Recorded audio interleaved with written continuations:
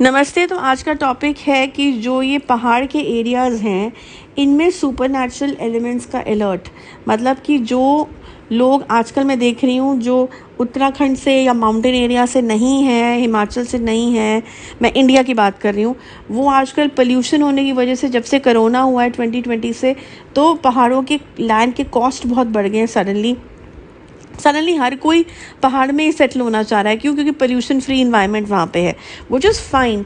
But ये audio मैं उन लोगों के लिए बना रही हूँ जो लोग सिर्फ और सिर्फ अपने पैसे से वहाँ और पोल्यूशन फ्री इन्वायरमेंट की वजह से वहाँ जाना तो चाहते हैं, लेकिन वहाँ के कुछ ट्रेडिशंस हैं, वहाँ के कुछ रूल्स हैं जो एंशंट तरीक़ों से आए चले जा रहे हैं, जो कि अंधविश्वास बिल्कुल नहीं है।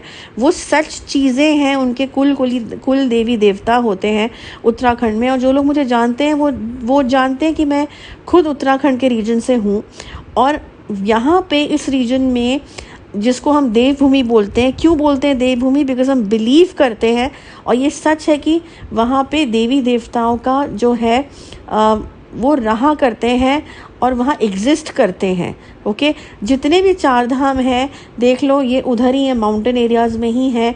और हज़ारों और लाखों लोग जो हैं वो हर साल चार धाम यात्रा करते हैं, उनको विज़िट करते हैं। इवन साधु संत जो है वो सब लोग जो है अपनी साधना करने के लिए तक जाते हैं, चाहे केदारनाथ हो, बद्रीनाथ हो, यमुनोत्री, गंगोत्री। ये ऐसे रीजन्स हैं जहाँ पे जाना ही जाना है तुमने अपनी मुक्ति के लिए और दर्शन करने के लिए, जिन लोगों को इसके बारे में पता है, ओके, जो श्रद्धा रखते हैं। सिर्फ पैसे से वहाँ ज़मीन खरीद लेना, ठीक है, पैसा है, अच्छी बात है, खरीद रहे हो, लेकिन वहाँ के जो खुद के अपने ट्रेडिशंस है, जैसे कुल देवी देवता है, वहाँ बहुत मान्यता है कुल देवी देवताओं का। वहाँ ये माना जाता है, और सच है ये बात, मैं बता दूँ, कि अगर कुछ भी किसी पर्टिकुलर गांव में या एरिया में प्रॉब्लम आने वाली होती है, तो कुल देवी देवता जो होते हैं उस चीज़ को बचाते हैं, उनकी प्रोटेक्शन करते हैं।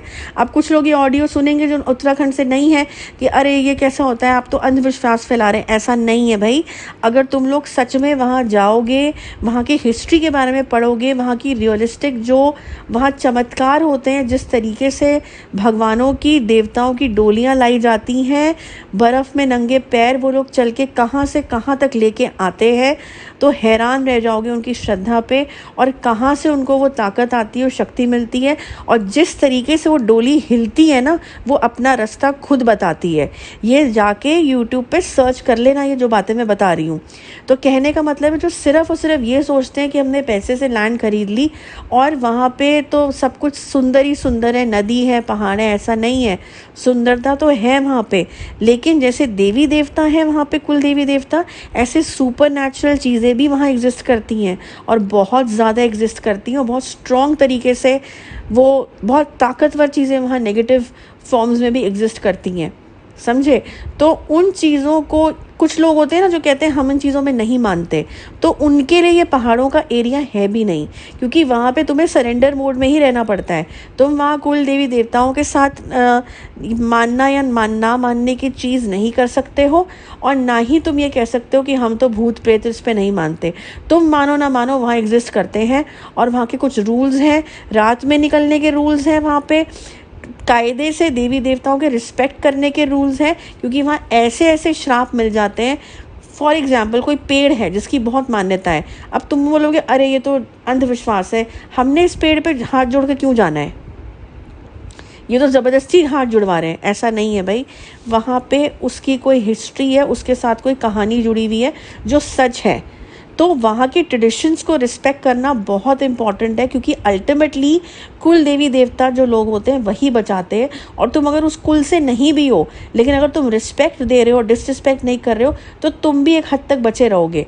But at the same time तुम्हें ये मानना पड़ेगा कि सुपरनैचुरल एलिमेंट्स होते हैं वहाँ पे, और उनसे भी बच के रहना है। तो इसीलिए जहाँ भी तुम्हें ज़मीन मिल रही है, ऐसा नहीं कि खरीदते रहो कि कहीं भी ज़मीन मिल गई उसे ख़रीद लें, हमारे बजट में आ रही है। उसके आसपास के एरिया में भी पता कर लो कि क्या है, लोग रह रहे हैं, नहीं रह रहे हैं, क्या वहाँ की कहानी है, क्योंकि वहाँ उन लोगों के लिए, उत्तराखंड में या माउंटेन्स एरिया में लोगों के लिए बहुत नेचुरल है ये चीज़ें होना। वो बचपन से देखते हुए आ रहे हैं, ये चीज़ें बचपन से सुनते आ रहे हैं, कम से कम जो चीज़ें हैं। और कईयों ने वो चीज़ें देखी भी हैं, तो वहाँ पे हर कोई इंसान बिलीव करता है कि सुपर नेचुरल चीज़ें होती हैं, क्योंकि उनके लिए ये बहुत नॉर्मल चीज़ है वहाँ पे।